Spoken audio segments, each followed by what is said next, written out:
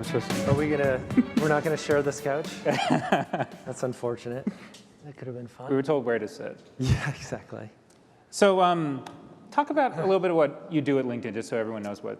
Yeah, so I've been at LinkedIn for about 5 years. When I joined, we had about 50 million members. We're 300 million members today. So I've seen a lot of growth here at LinkedIn. We add about 2 members every second.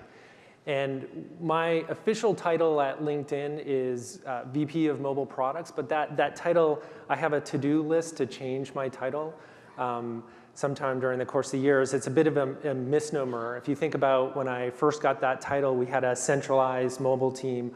All of the mobile development was going through that one group. And now, really, as we become more of a mobile desktop company, it's everyone's responsibility to do mobile. And in addition to that, my sets of responsibilities have changed as I've taken on more desktop responsibilities as well. So in addition to running our flagship mobile products, I'm responsible for the homepage and the feed of LinkedIn at www.linkedin.com, as well as our communications products, so the inbox and email as well. That suite of products fits together because they're really the front doors into LinkedIn. That's where people start their LinkedIn experience. So that's what I do at LinkedIn. So talk to me a little bit about what LinkedIn thought of mobile when you first arrived and what it looked like now. Yeah, no, it's been an amazing set of change. Like every 15 years, you get caught up in these big technology changes, and I feel like very much so I've been part of that big change. When I first started at LinkedIn, we had about 8% of our members were coming and visiting us on a mobile device. 8%. 8%, right? So that's at that time, there just wasn't a lot of attention being paid. That's 2009, right? That was a while ago, yeah. So that's 2 years after the iPhone and only 8%. Yeah, about 3 years ago, only 8%. Today, that's at 43%, and sometime this year we'll reach our mobile moment where 50% or more of our traffic will come from a mobile device. We can see, if we look across the international landscape of LinkedIn members, people in Sweden, Singapore, UK, those are examples of countries that have already tipped. They've already gone through that mobile moment.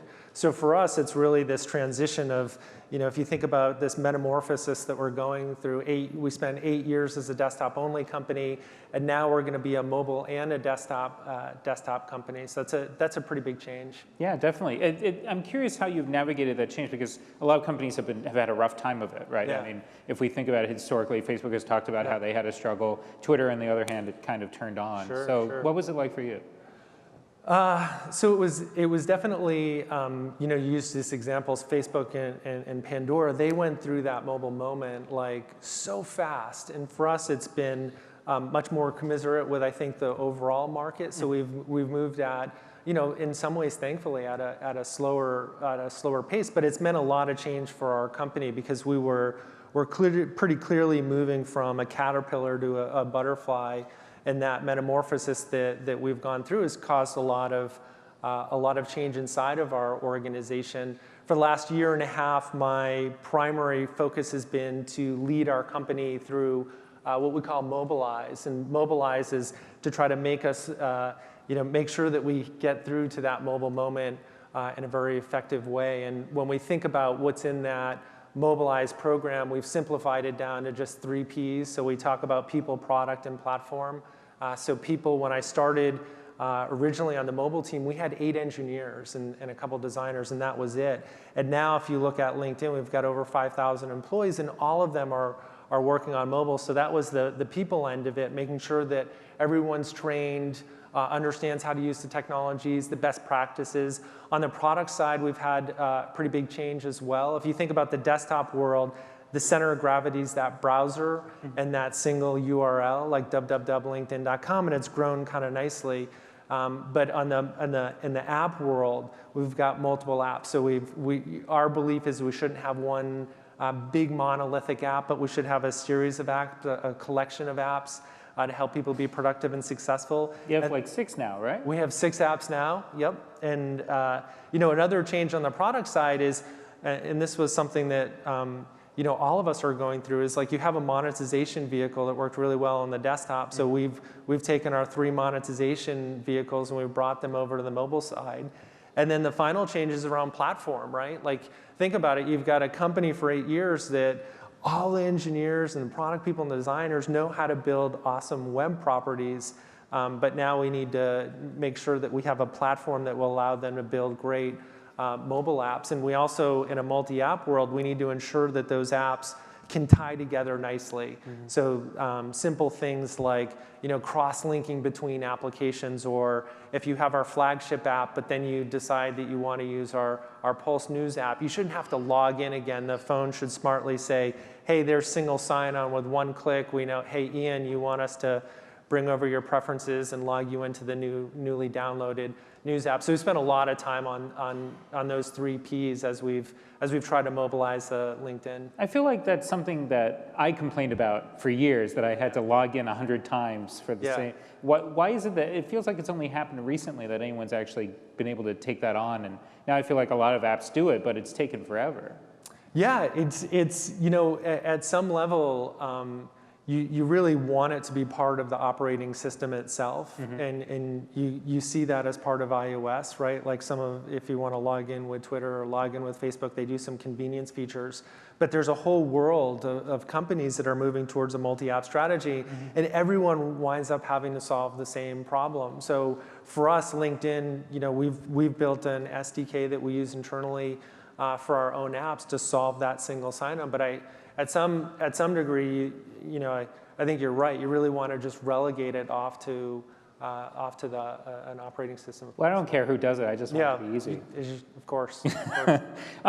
So one of the apps that you guys have is this job search app, right? That you guys just put out. Do people really apply for jobs on their phones? Because I can't imagine doing that myself. Yeah, no, absolutely. So Job Search, our newest app, it was born about 3 weeks ago, I think June 19th, something like that. We've had, if you look at our flagship app, LinkedIn.com, raise the hands, everyone use the LinkedIn.com app.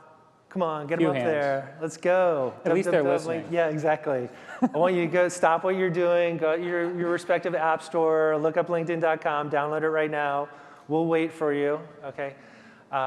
So we, in the flagship app, we've had jobs and we've made that available. We saw that those were pretty successful, that people wanted to look for jobs on their mobile device on a daily basis. In the flagship app, I think we do like 1.5 million job views. We do something like 44,000 plus job applications per day. Per day.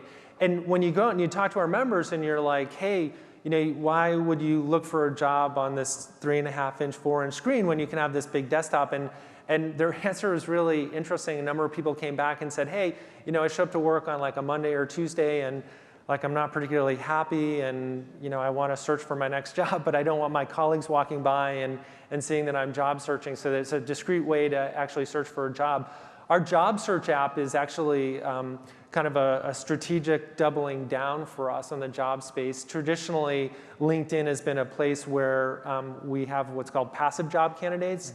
Some of the smartest people in the world aren't actually looking for a job right now, but if you put a job in front of them, like if you're visiting LinkedIn and on your stream you see a job recommendation, then maybe you'll look at that. That's called passive.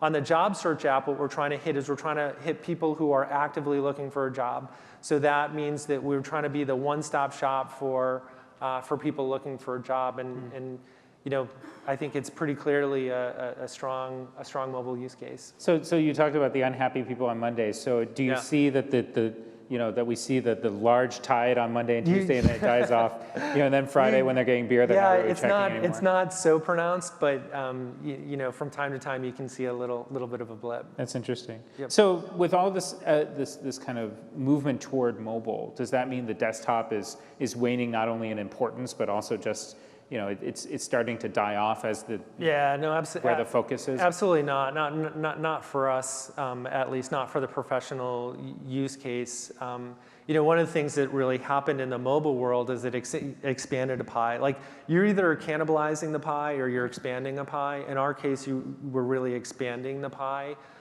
Instead of having the LinkedIn brand only available to members 8 hours a day on the desktop, it's now available 16 hours a day. So one of the things that we absolutely see is people come in on the phone in the morning, then they're on the desktop, and then they're on a tablet. So one of the areas that we'll continue to focus on is like, how do you address that continuity with the LinkedIn brand? Like, you want it to be very smooth transitions between passing the baton between each of those apps, as well as each of those different platforms. And you can see that, right? Like, take Netflix as an example. I really appreciate that in the evening I can be watching a television, something on Netflix on my television in my great room, and then I get tired and I go upstairs and I pull out my tablet in bed, and boom, it's remembered exactly where I left off. So I think more and more you'll see this continuity that needs to happen between each of the different platforms. So everyone's making individual apps for their platforms, and you've got 6. Yeah. Are we going to see like 15 by the end of next year or something, or is it just going to be going in every feature we're going to break out a new app? Yeah, so no, it won't be every feature. There won't be hundreds of these things crawling around like ants. It's a very focused portfolio. You will see additional apps, but again, think about it as a productivity suite. Like, go back like 20 years ago and look at the birth of Microsoft Office. Like, that was a really smart packaging suite of applications for a professional, bringing together Word and Excel and PowerPoint. So in a kind of a similar way, we believe that there should be a suite of tools that we bring together for the professional to make them more productive and successful. We believe that this should work more like an a la carte menu, in that not every, like, you shouldn't use all linked, like, it'd be awesome if you did, but not necessary that you use all the LinkedIn applications, that you'll really self-select into which of these apps are appropriate for you. I haven't felt like the main app has tried to push me toward any apps yet. Yeah. So I didn't, until I started really looking at you guys, I didn't even know you had 6. I knew of like a couple of them, but it's surprising how many apps are being created by all these companies. I mean, Google has a bunch, and Facebook has a bunch, and it's growing. And so what's interesting is that they don't seem to be marketed very heavily toward the users. Yeah, so a couple things. It's new and emerging. So the patterns for how we do things like cross-promoting are just emerging. In the main flagship app, like, we think of the flagship app as like the cornerstone store in a mall. Like, you go into a shopping mall, and the owner of the shopping mall wants an Apple in there, because if you get an Apple store in there, it's going to drive a bunch of traffic, and then you're going to fan out to the other stores. So the flagship app works in a similar vein. That's our cornerstone app. What we're experimenting with now is that at the point of inspiration, at the point in which you're going into news on the app, or you're going into jobs at the app, that's when we want to upsell you to, like, hey, looks like you're interested in more in-depth news or in job searching. Did you know that we have an app? So some of that cross-promotion is in the app now. Some of that cross-promotion's coming. But you'll see more of that. You'll see us do a better job at that. And not just LinkedIn. You'll see like an entire industry as it learns, like, what are the effective patterns for cross-promoting and making awareness of that multi-app strategy.